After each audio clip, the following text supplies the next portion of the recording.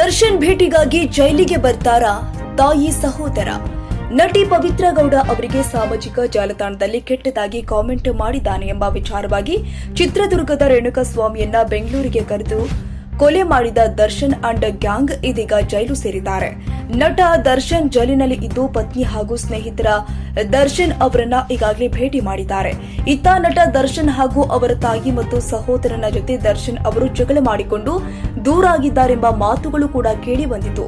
ಇದೀಗ ದರ್ಶನ್ ಅವರ ತಾಯಿ ಮೀನಾ ತೂಗುದೀಪ ಹಾಗೂ ಸಹೋದರ ದಿನಕರ್ ತೂಗುದೀಪ ಇಂದು ಜೈಲಲ್ಲಿ ದರ್ಶನ್ ಅವರನ್ನ ಭೇಟಿ ಮಾಡುವ ಸಾಧ್ಯತೆ ಇದೆ.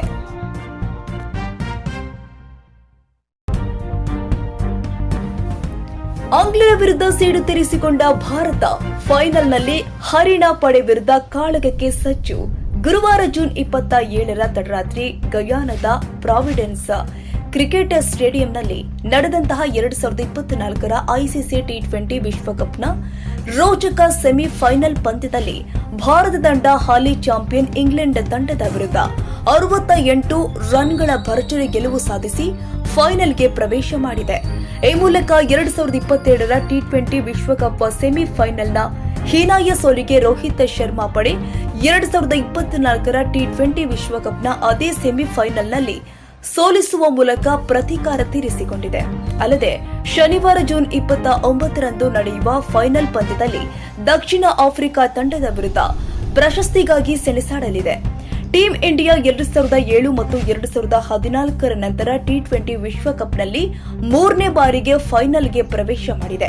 ಗಮನಾರ್ಹವಾಗಿ ಈ ಪಂದ್ಯಾವಳಿಯಲ್ಲಿ ಭಾರತ ತಂಡ ಅಜೇಯವಾಗಿದ್ದು ದಕ್ಷಿಣ ಆಫ್ರಿಕಾ ಕೂಡ ಅಜೇಯವಾಗಿ ಫೈನಲ್ ತಲುಪಿದೆ.